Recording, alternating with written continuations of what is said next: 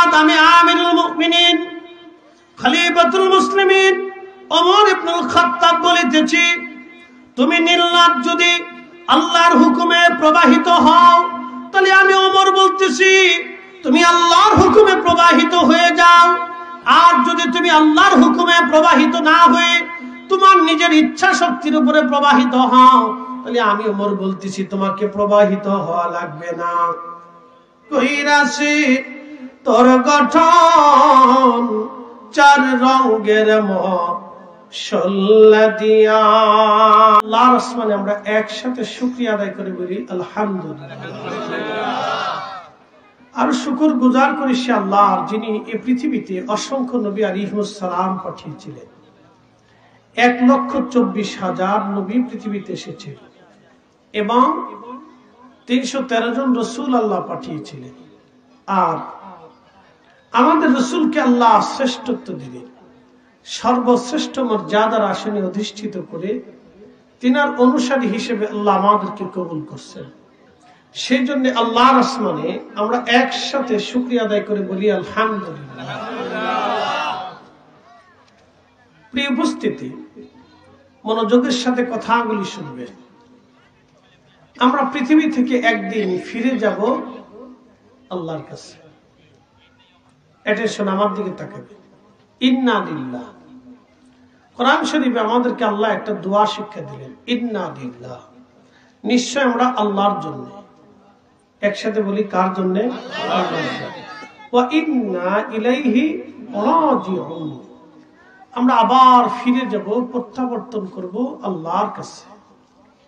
এখন ফিরে যাওয়া কি আমি আপনাকে ছোট্ট করে বুঝাই, মনোযোগ দিবেন। আমি ঢাকা থেকে আসছি, আবার ঢাকা ফিরে যাব। আমি আমার বাসা থেকে আসছি, আবার বাসায় ফিরে যাব। আমি যেমন আমার বাসায়, আমার ঢাকাতে আমার সন্তানাদি নিয়ে, বাচ্চা কাচ্চা নিয়ে বসবাস করি।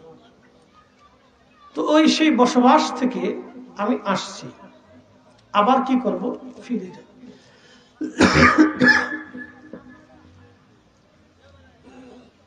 আমরা আবার ফিরে যাব। আল্লাহ বললেন ওয়া ইন্না ইলাইহি রাজিউন।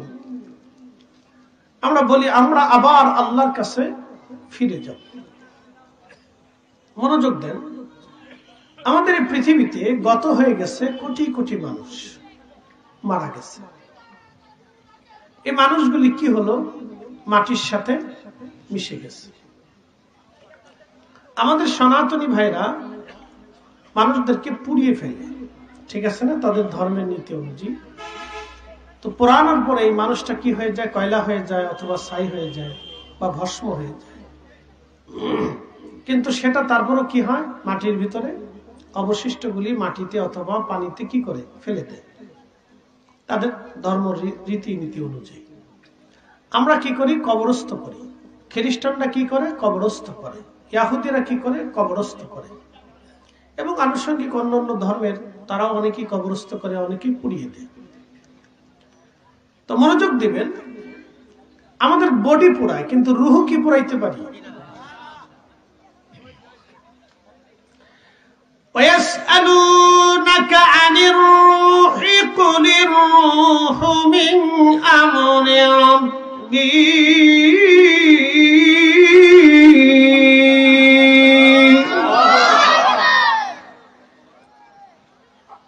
প্রিয় নবীজির কাছে মক্কার কুফাররা এসে, বিধর্মীরা এসে জিজ্ঞেস করলো, নবী রুহ কি বলেন তো? ইহুদি খ্রিস্টান যারা ছিল তারা এসে জিজ্ঞেস করলো, মুহাম্মদ সাল্লাল্লাহু আলাইহি ওয়াসাল্লাম, আপনি বলুন তো রুহ কি? তখন আল্লাহর নবী বসে আছে, আল্লাহর আসমান থেকে ওহী আসলো, সংবাদ আসলো। নবীজির কলব মুবারকে আল্লাহ সংবাদ পাঠাইলেন, হুজুর ওয়াসআলুনাকা আনির রূহ। মানুষেরা বলে রূহ কি, আপনাকে জিজ্ঞাসা করে। তা আপনি বলেন কুলির রূহ, আপনি বলে দেন রূহ মিন আমরি রাব্বি, আমার রবের হুকুম, আমার রবের আদেশ। সে আদেশে এসেছে, আদেশে চলে যাবে। বলেন তো পৃথিবীতে কোটি কোটি মানুষ গত হয়ে গেছে, মারা গেছে, দেহ মারা যায় না রূহ চলে যায়? রুহ চলে যায়, রুহ কিন্তু মরে না, তার পরিবর্তন হয়। যেমন রুহের জগতে ছিলাম, সেখান থেকে আল্লাহ মায়ের রেহেমে নিয়ে আসলেন। একসাথে বলবেন আল্লাহু আকবার। রুহ এবং দেহ যদি এক হইতো, রুহ এবং দেহ যদি এক হইতো, রুহ এবং দেহ যদি এক হতো, তাহলে পৃথিবী ভিন্ন দিকে প্রবাহিত হতো। রুহ এবং দেহ এক না, এটা ভিন্ন জিনিস। যদি রুহ এবং দেহ এক হতো, তাহলে রুহের সাথে দেহ চলে যেত। কথা ঠিক আছে না? রুহের সাথে দেহ কি হতো? চলে যেত। কিন্তু রুহ আলাদা, দেহ আলাদা। এই দেহের ভিতরে আল্লাহ রুহ প্রবেশ করাইলেন কতদিনে? মায়ের পেটের ভিতরে 120 দিনের মাথায়। 120 দিন। বলে এই কথা কে বলছে? এই কথা আল্লাহ রাসূল বলছে। আর কে বলছে? আমার আল্লাহ বলছে। وَبَدَأَ خَلْقَ الْإِنسَانِ مِنْ طِينٍ।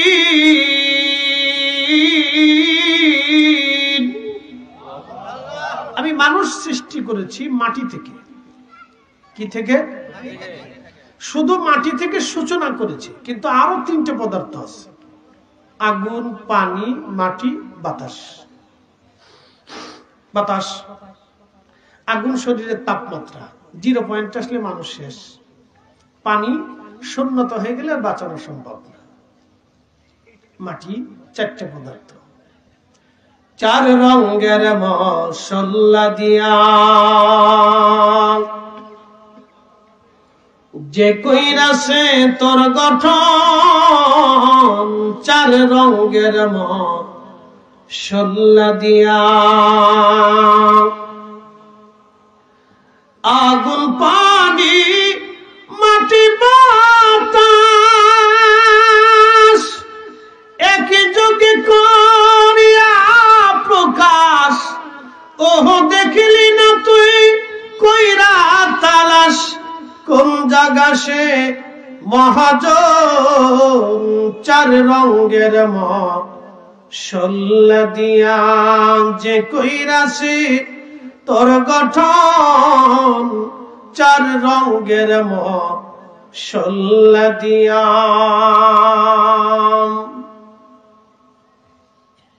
4টে পদার্থ দিয়ে আল্লাহ আপনাকে বানাইলেন। আপনি কে বানাইছে আপনি তাকে খুঁজেন নেই। এই জন্য আল্লাহ কোরআনে বললেন, কাইফা তাকফুরুনা, কি করে তোমরা আমাকে অস্বীকার করো বলো তো? আমি রব নাই, তোমরা কেন অস্বীকার করো বলো?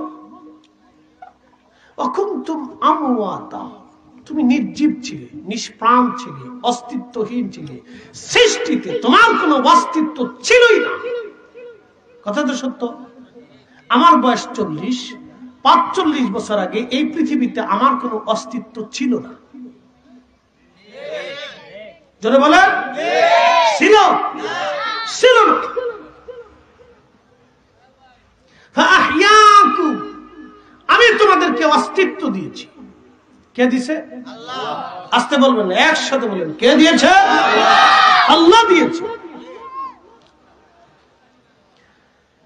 কাইফা তাকফুরুনা বিল্লাহি ওয়া কুনতুম আমওয়াতা।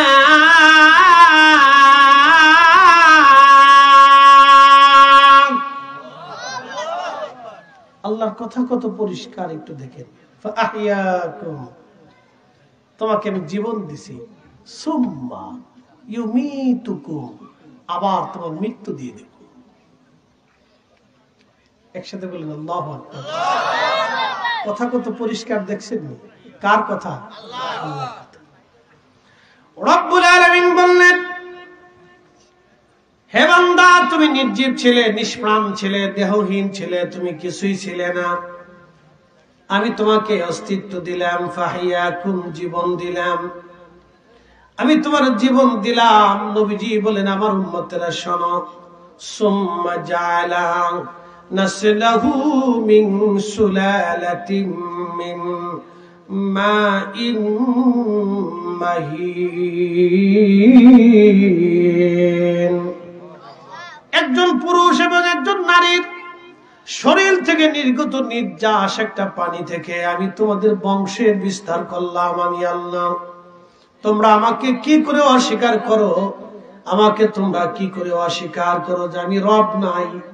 আমি রবের বিধানকে তোমরা কি করে অস্বীকার করো? তুমি কেন নামাজে আসো না?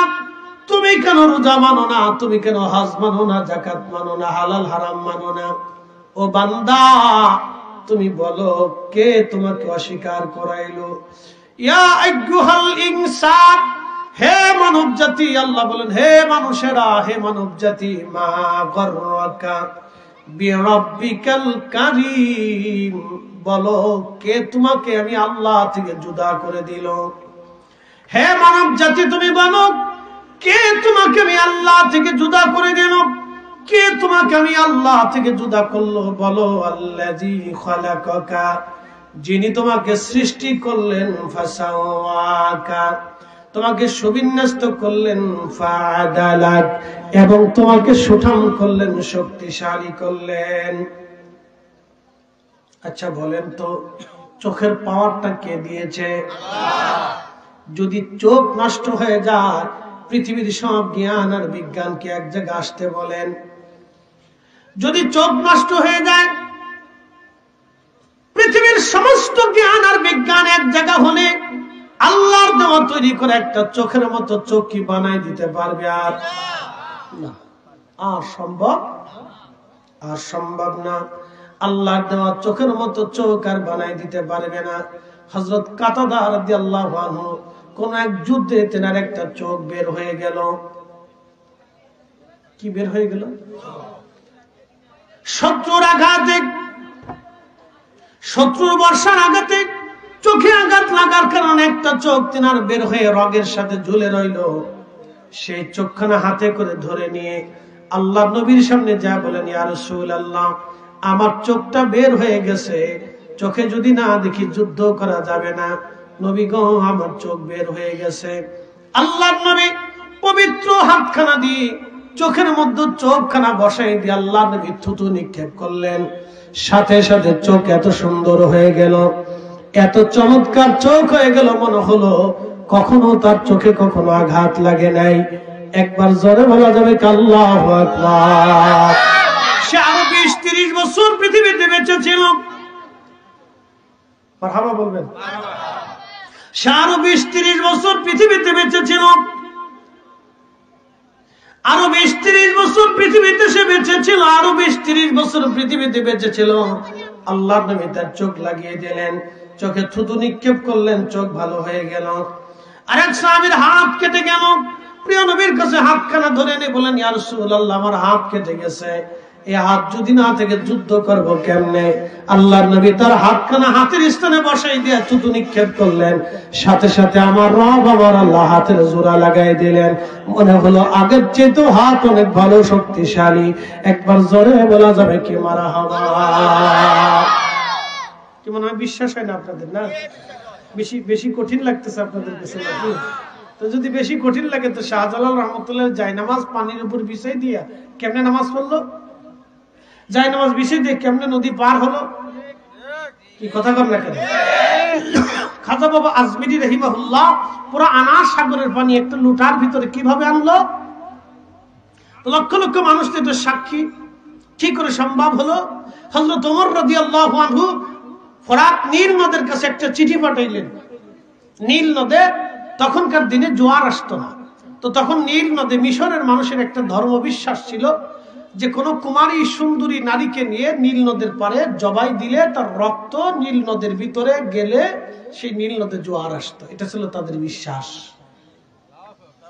এই বিশ্বাসে নীল নদের পারে হাজার হাজার কুমারী যুবতী নারীর জীবন চলে গেল।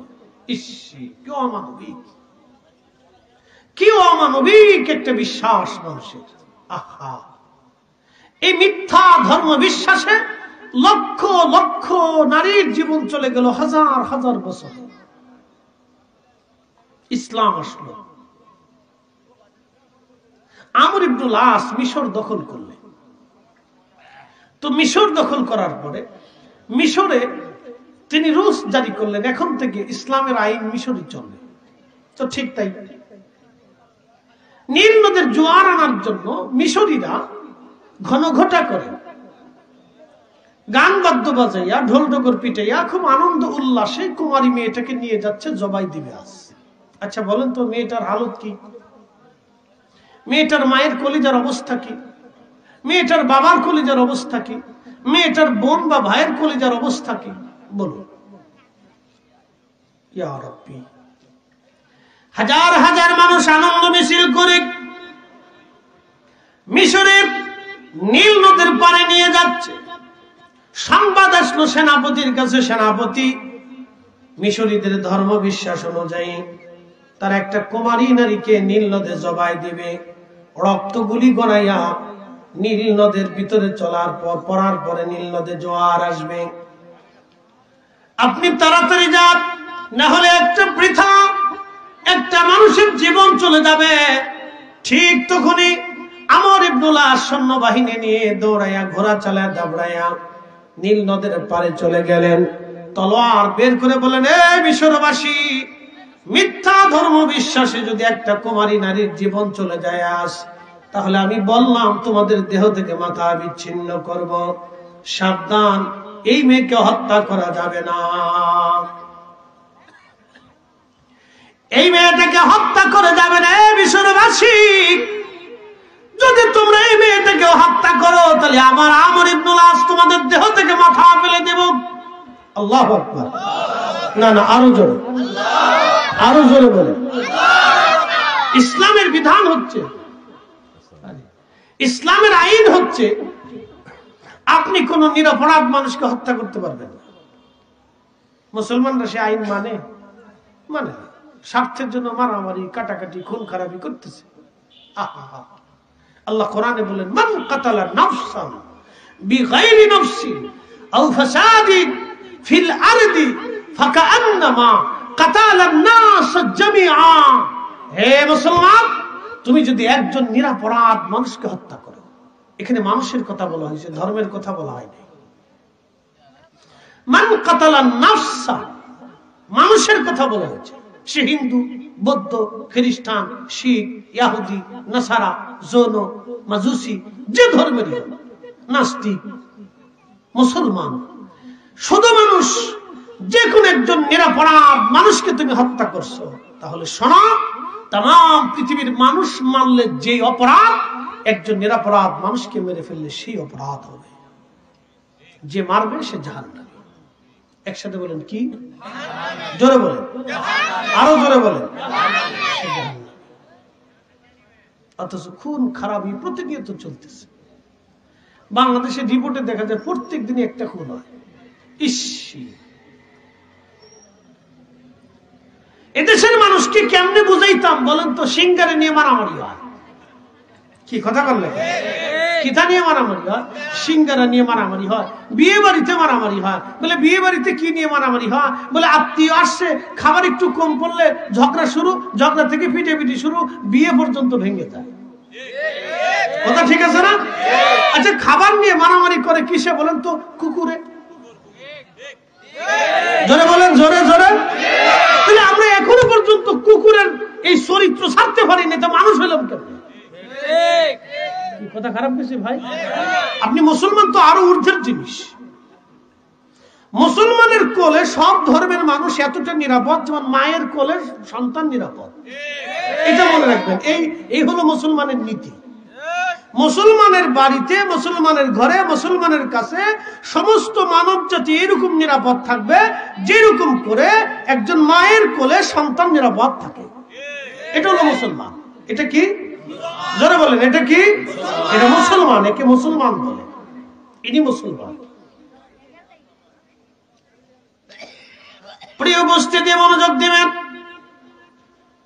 খাবার নিয়ে বিয়ে বাড়িতে মারামারি, তাও কি একটা গোশত হয়তো কম পড়ছে, আর না হয় তরকারি দেওয়া দেরি হয়েছে।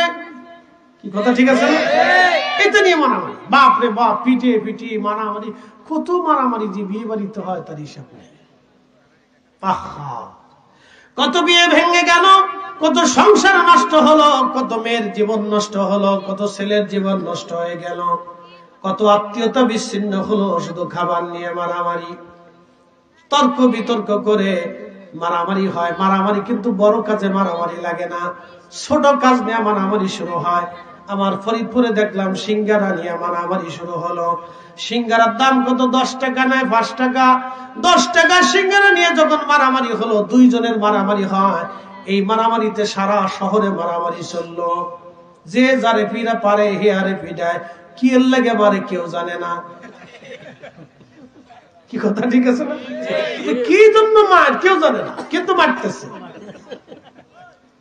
শয়তানে ল্যালটা হয়ে নাচে আর কয় মানব জাতিরে ভেজাই দিছি, যা কাজে ভেজাই দিছি যা। কি মানুষ আপনি চিন্তা করেন, এর আশরাফুল মাখলুক, সৃষ্টির সেরা জীব। কি কথা কন না কেন? আমরা সৃষ্টির সেরা জীব, সেরা জীব, সৃষ্টির সেরা জীব। আমরা মানুষ সিঙ্গারি নিয়ে মারামারি করি, বিয়ে বাড়িতে মারামারি করি, সামান্য বিষয় নিয়ে মারামারি করি। এরপরে মারামারি 2 গ্রাম মিলে সরাই গেল। কে খারে পিঠে, কি জন্য পিঠে কেউ জানে না, কেউ জানে না। যে ঘটনা কি কেউ জানে না, কিন্তু পিঠে পিঠে চলতেছে। হ্যাঁ, মানুষ। আমি নাম দিছি মানুষটা মাঙ্গুস। মুসল্লিদা মোবাইল কি পাগলের পাল্লা বসছি না বাবা, কথা কেনা বাবা, আমার দিকে থাকো বাবা। এ বসে বসে রয়েছে একটু বেশি, এদিকে বসে থাকার বয়স, তুফান ওঠানোর বয়স। এটা তুফান তুফান। বসতে হবে। আল্লাহু আকবার। না আরেকটু জোরে বলি, মানুষ। আমরা কি? জোরে বলেন, আমরা কি? মানুষ। কিন্তু মানুষ হইতে পারছি?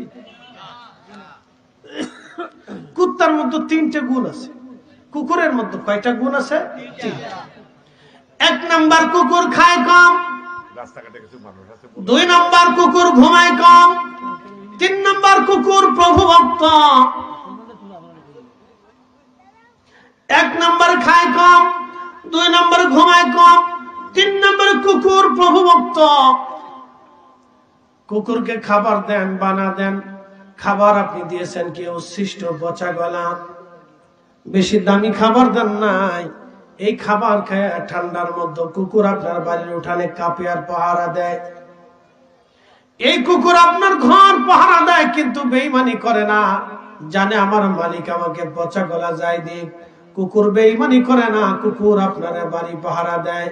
একটা কুকুর বেঈমানি করে না, বিড়াল বেঈমানি করে না, একটা গাভী বেঈমানি করে না, একটা গরু বেঈমানি করে না। কিন্তু 40 বছর একটা বাবা সন্তানকে খাওয়ানোর পরেও সন্তান বাবার সাথে বেঈমানি করে।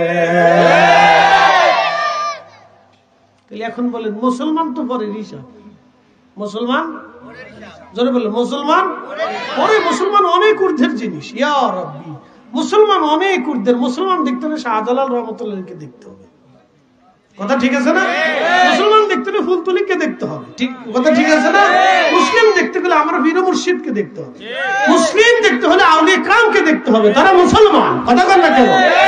এরা মুসলিম, এরা মুসলিম, এরা মুসলিম, তাদেরকে দেখতে হবে।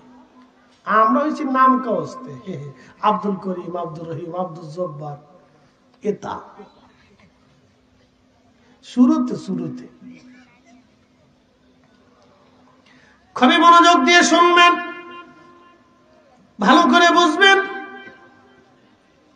কুকুর আপনার বাড়ি পাহারা দেয়, বেঈমানি করে না। একটা বিড়াল আপনি তারা খাবার দেন, আদর করেন, আস্তে করে আপনার কোলের মধ্যে সে ঘুমাবে, আপনি সরাই দেন আবার আসে, আপনি ধাক্কা দিয়ে সরাই দেন আবার আসে, আপনার পাশে এসে খাবারের জন্য বসে থাকে, খাবার দিলে খায়, না দিলে বসে থাকে।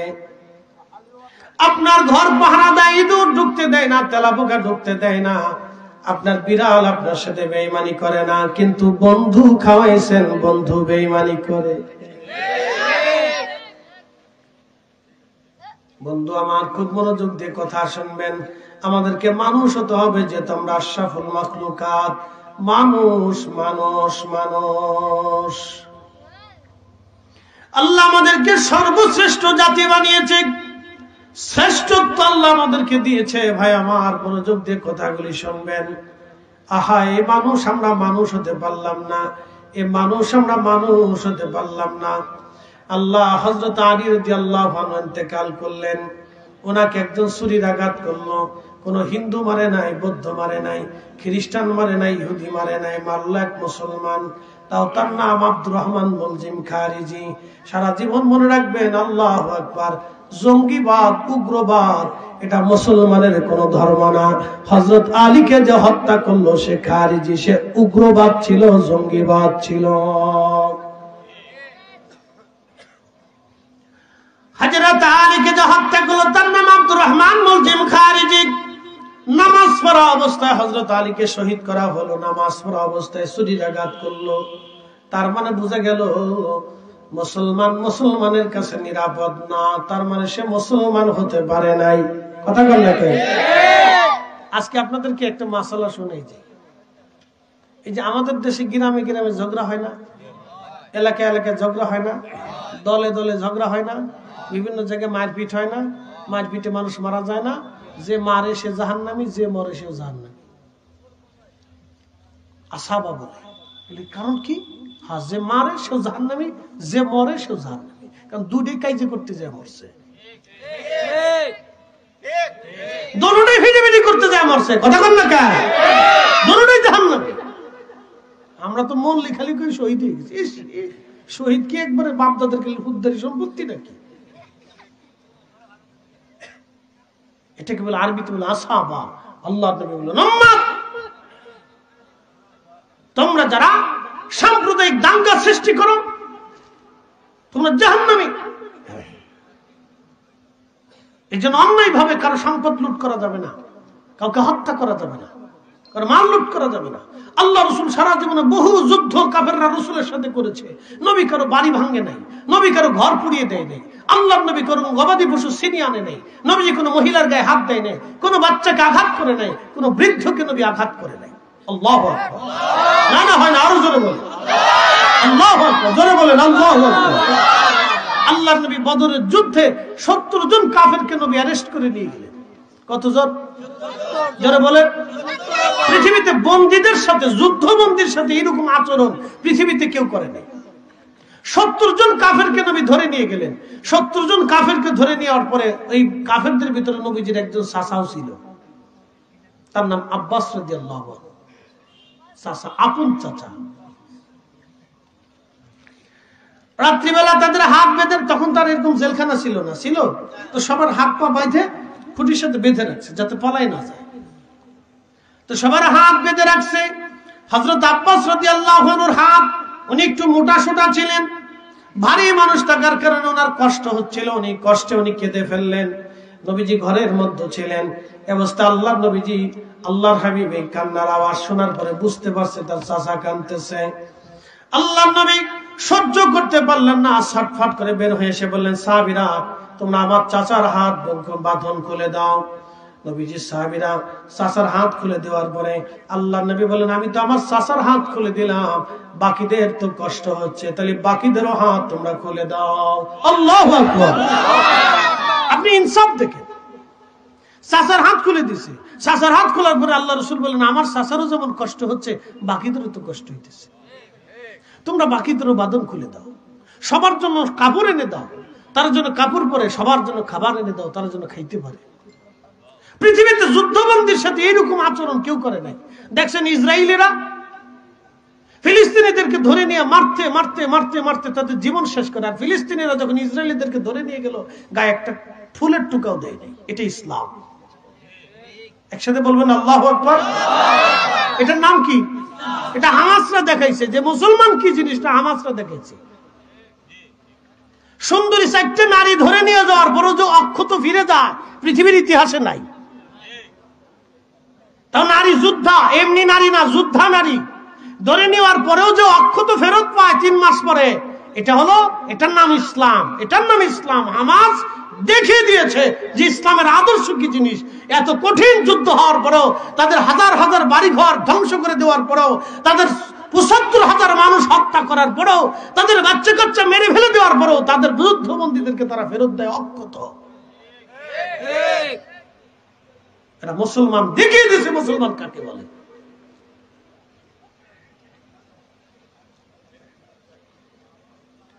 প্রিয় উপস্থিতি হাজিরিন, বন্ধু আমার খুব মনোযোগ দিয়ে কথাগুলি শুনবেন।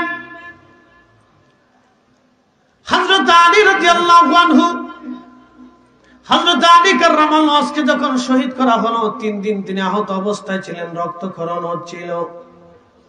3 দিন পরে তিনি শহীদ হয়ে গেলেন। সকালবেলা ফজরের পরে তার জানাজা হলো। জানাজা করে তাকে কবরস্থ করে নিয়ে যাওয়ার জন্য নিয়ে যাওয়া হচ্ছে।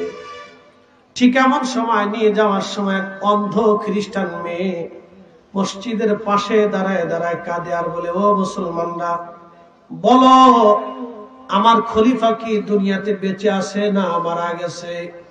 এক অন্ধ খ্রিস্টান মেয়ে কাঁদে আর বলে, এ মুসলমানরা, তোমরা বলো আমার খলিফা কি দুনিয়াতে বাঁচা আছে না মারা গেছে? লোকেরা জিজ্ঞেস করলো, হে অন্ধ মেয়ে, তুমি অন্য ধর্মের একজন মানুষ মেয়ে হয়ে খলিফাকে খুঁজো কেন? বলে, আগে আমার প্রশ্নের জবাব দাও, আমার খলিফা কি আছে না মারা গেছে? বলে, না, আজকে 3 দিন আগে খলিফাকে শরীর আঘাত করা হয়েছিল। আজকে খলিফা শহীদ হয়েছেন। জানাজা পরে ওনাকে কাফন দাফনের জন্য কবরের দিকে নিয়ে যাওয়া হচ্ছে। তখন মেয়েটা চিৎকার মেরে মেরে কাঁদতেছিল, বলতেছিল, আহ, আমি যেটা ভেবেছিলাম ঠিক, আমার খলিফা আজ দুনিয়াতে নাই। বলে, তুমি খলিফার জন্য কাঁদো কেন? তুমি তো অন্য ধর্মের মানুষ, খলিফার জন্য তোমার এত মায়া কেন? অন্ধ মেয়েটা ডাক দেখে, শোনো, আমার খলিফা প্রত্যেক ওয়াক্ত নামাজ শেষ করার পরে রাত্রিবেলা এশার নামাজ পড়ে আমার বাড়িতে যাইতেন। আমি অন্ধ মেয়ে বিধায়, আমি গরিব মানুষ বিধায় খলিফা আমার ঘরে খাবার দিতেন, আমার খোঁজ খবর নিতেন, আমার সব কিছু জেনে শুনে খোঁজ খবর নিয়ে খলিফা বাড়ি যাইতেন। আমার কোনো কিছুর অভাব হলে খলিফা পুরা করে দিতেন। আজকে 3 দিন খলিফা আমার বাড়ি যায় নাই, আমার কাছে লোক পাঠাই নাই। আমি বুঝতে পারছি আমার খলিফা দুনিয়াতে নাই, কারণ খলিফা থাকলে আমার খোঁজ নিত, খলিফা থাকলে আমার বাড়ি খাবার আসতো। আজকে 3 দিন আমার ঘরে খাবার আসে না, 3 দিন আমি ক্ষুধার্ত আছি, 3 দিন আমার কেউ খোঁজ খবর নেয় না। আমি বুঝতে পারছি আমার খলিফা আজ দুনিয়াতে নাই। একবার জোরে বলা যাবে কি আল্লাহু আকবার? যারা জোরে বলেন আল্লাহু আকবার। এরা মুসলিম, জোরে বলেন, এরা কি? জোরে বলেন, এরা মুসলিম শাসক, মুসলিম শাসক। আল্লাহর নবী বললেন, আল্লাহর নবী বললেন, আস-সুলতানু জিল্লুল্লাহি ফিল আরদ, আস-সুলতানু জিল্লুল্লাহি ফিল আরদ। শাসক গোষ্ঠীরা হচ্ছে জমিনে আল্লাহর পক্ষ থেকে ছায়া। শাসক গোষ্ঠীরা জমিনে আল্লাহর পক্ষ থেকে ছায়া। আল্লাহ যেমন সবাইকে ছায়া দেয়, হিন্দু বৌদ্ধ খ্রিস্টান সবাইকে খাবার দেয়, বৃষ্টি দেয়, পানি দেয়, এই ওষুধ দেয়, আল্লাহ মাছ দেয়, এই আপনার সূর্যের আলো দেয়, অক্সিজেন দেয়। আল্লাহ সবাইকে সমান ভাবে দিচ্ছে। হিন্দুকে দেয়, বৌদ্ধকে দেয়, মুসলমানকে দেয়, নাস্তিককে দেয়, ইহুদিকে দেয়, খ্রিস্টানকে দেয়। যে আল্লাহকে মানে না আল্লাহ তাকেও দেয়। তো এইরকম শাসক গোষ্ঠীর হচ্ছে জমিনে আল্লাহর ছায়া। শাসকদের কাছে হিন্দু নিরাপদ থাকবে, বৌদ্ধ নিরাপদ থাকবে, খ্রিস্টান নিরাপদ থাকবে, মুসলমান নিরাপদ থাকবে, কিন্তু চোর ডাকাত নিরাপদ থাকবে না। চোর ডাকাত থেকে, জুলুমবাজ থেকে, অন্যায়কারী থেকে, দুর্বৃত্ত থেকে এবং মুসলমানদেরকে এবং তার প্রজাদেরকে সে নিরাপত্তা দিবে। একসাথে বলবেন না মারহাবা? কতশো বছর আগে বলছেন? 1450 বছর আগে বলছেন রাষ্ট্র কিভাবে চলবে।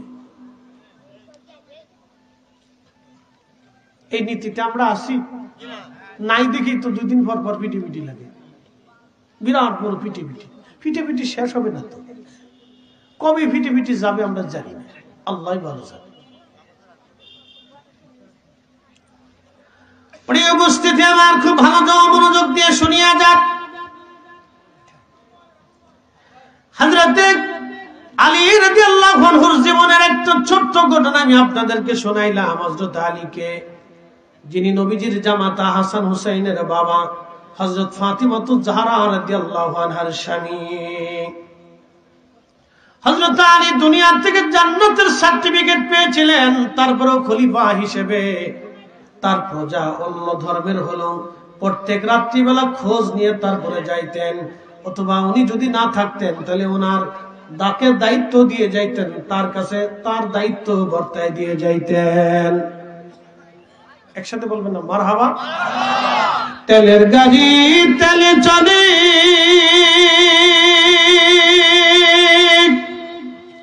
হাওয়ার গাড়ি হাওয়ায় উড়ে, বিনা তেলেও চালাই গাড়ি নবী সুলাইমান। আমরা সেই মুসলমান। কথা ঠিক কিনা? আমার পীর মুর্শিদের দরবারে হিন্দু যায়, হুজুর তাদেরকে খাইতে বসতে জায়গা আলাদা ব্যবস্থা করে দিচ্ছে। গেলে হুজুর আদর করতে, বসতে দিতেন, তাদের অনুযোগ অভিযোগ দুঃখ বেদনা হুজুর শুনতেন, পরামর্শ দিতেন। তাদের জন্য আলাদা খাইতে বসার জন্য জায়গা করে দিতেন। সেই জায়গাও আছে, এখনো আছে, মানুষ যায়। অনেক আলেমরা বুঝতো না বুঝতো ফতোয়া দিতে, গরু হিন্দুর বাড়ি হিন্দু যায়। বুঝতে পারছেন? আমার পীরের কত হিন্দু, হিন্দুরা যা, এই জন্য হিন্দুর বাড়ি হিন্দু যায়। এটা কি মুসলমানের কথা? হ্যাঁ, এটা কি ধর্মের কথা? এটা কি কোরআনের কথা? এটা কি রসুলের আদর্শের কথা? হতেই পারে না। হযরত আলীর জিন্দেগি মিথ্যা, আমার রসুলের জিন্দেগি মিথ্যা। পৃথিবীতে সুফিদের কাছে, আউলিয়া কেরামদের কাছে সব ধর্মের মানুষ নিরাপদ।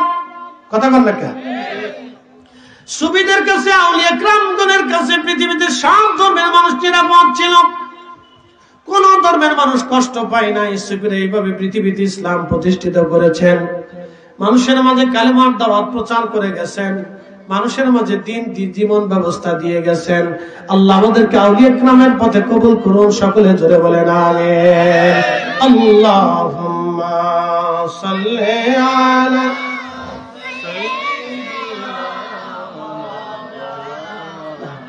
অনেকটাই ওয়া আলা আলি সাইয়্যিদিনা।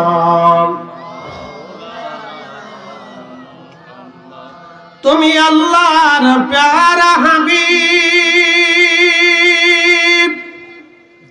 তোমার তুলনা নাই কেউ। তো টিয়া লাগতো না, টিয়া সারে যাবো। আল্লাহ আমার বহুত টিয়া দিচ্ছে। তোমার মতো আকাশ ভ্রমণ করে নাই কোন পয়গম্বর। আল্লাহুম্মা সাল্লি আলা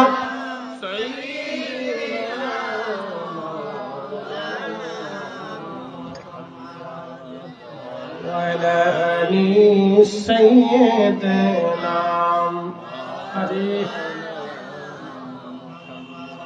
আচ্ছা, দেখা যাক, অনেকে অনেক অনুরোধ, যতদূর পারা যায় সম্ভবে চেষ্টা করবো। অতিশ নিয়ে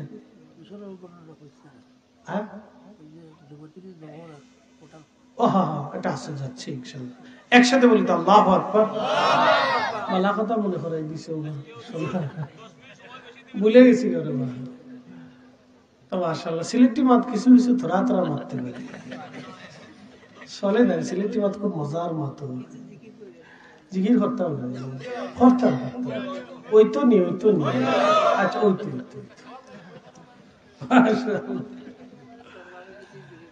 আল্লাহ। একটা ছোট্ট দেশের ভিতরে কত কোয়ালিটি না, মাশাআল্লাহ। প্রিয় উপস্থিতি, খুব মনোযোগ দেবেন। আমি আবার মূলে চলে যাই। আল্লামা ইমাম আবুল ফারাজ ইবনুল জাওজি রাহিমাহুল্লাহ তার কিতাবের মধ্যে লেখেন, সেনাপতি আমর ইবনুল আস বলল, হে মিশরবাসী, তোমরা নিরপরাধ মানুষটাকে হত্যা করতে পারবা না, জীবন্ত কবর দিতে পারবা না, জীবন্ত হত্যা করতে পারবা না, তার গলে ছুরি চলাইতে পারবা না। ভ্রান্ত বিশ্বাস এখানে হতে দেব না। কোন নিরপরাধ মানুষ মরতে পারবে না। মুসলিমদের সীমানার ভিতরে কোন নিরপরাধ মানুষ মরতে পারে না। তখন মিশরবাসী ডাক দিয়ে বলে, সেনাপতি, ঠিক আছে মানলাম, কিন্তু আমরা মানুষ জবাই দেওয়ার পরে নীল নদে জোয়ার আসে, যদি তোমরা জোয়ার এনে দিতে পারো তাহলে আমরা আর কোনদিন মানুষ হত্যা করব না। জোরে জোরে জোরে চ্যালেঞ্জ হলো না? অনেক বড় চ্যালেঞ্জ। আমার দিকে দেখেন, অনেক বড় চ্যালেঞ্জ। দেখুন, এই চ্যালেঞ্জকে গ্রহণ করবে। আমি পারবো? আপনি পারবেন? আপনারা পারবেন? নদীর উপরে জায়নামাজ বিছাইতে পারবেন? আমি পারবো? পারবো না। এই যোগ্যতা আমাদের নাই। সেনাপতি আমর ইবনুল আস হতভম্ব হয়ে গেলেন। এখন কি করবেন তিনি বললেন, আচ্ছা ঠিক আছে, আমার তো একজন আমির আছে,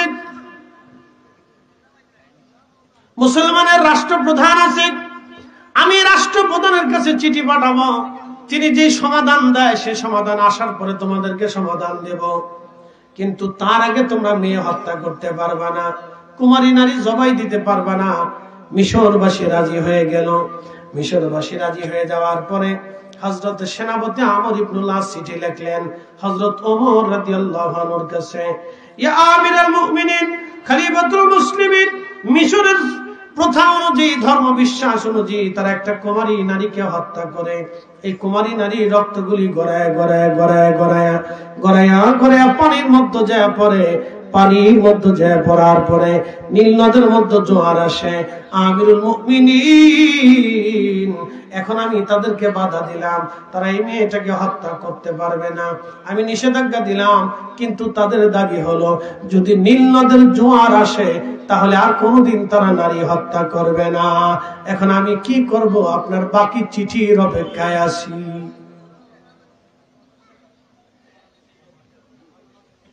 হযরত ওমরের হাতে চিঠিখানা পৌঁছাইল। দেখেন, আমিরুল মুমিনিন, বেটা মুসলিম, চিঠিখানা পড়ার পরে তিনি আরেকখানা চিঠি লিখলেন। একসাথে বলেন আল্লাহু আকবার। লক্ষ লক্ষ মানুষ এই ঘটনার সাক্ষী। তিনি আরেকখানা চিঠি লিখলেন।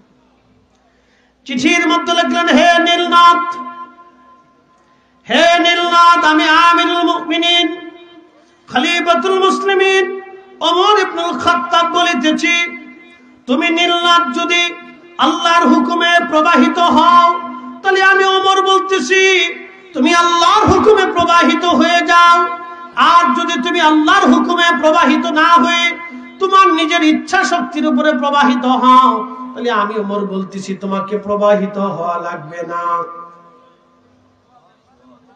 জোরে হয় না? মনে হচ্ছে আপনারা দুই একবার সিটি মনে সুরমা নদীতে পাঠাইছে। একসাথে বলে আল্লাহু আকবার। তেলের গাড়ি তেলে চলে,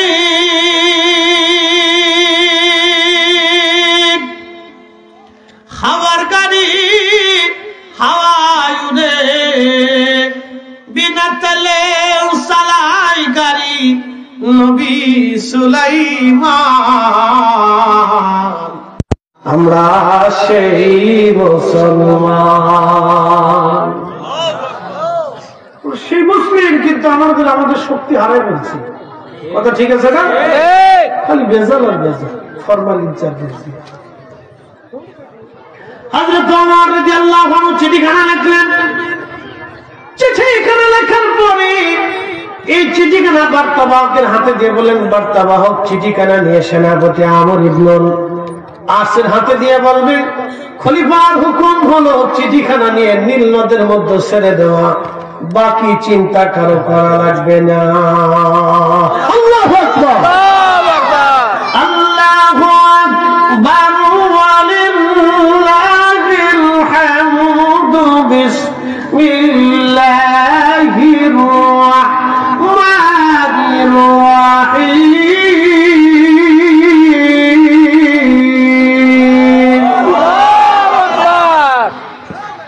ইন্নাল্লাযীনা আমানু ওয়া আমিলুস সালিহাতি উলাইকা হুম খায়রুল বারিয়া। নিশ্চয় ইমানে আমলে ইমানে আমলে ইমানে আমলে ইমানে আমলে ইমানে আমলে যারা পাতা, সৃষ্টির মধ্যে তারা সেরা, সৃষ্টির মধ্যে তারা সেরা, সৃষ্টির মধ্যে তারা সেরা।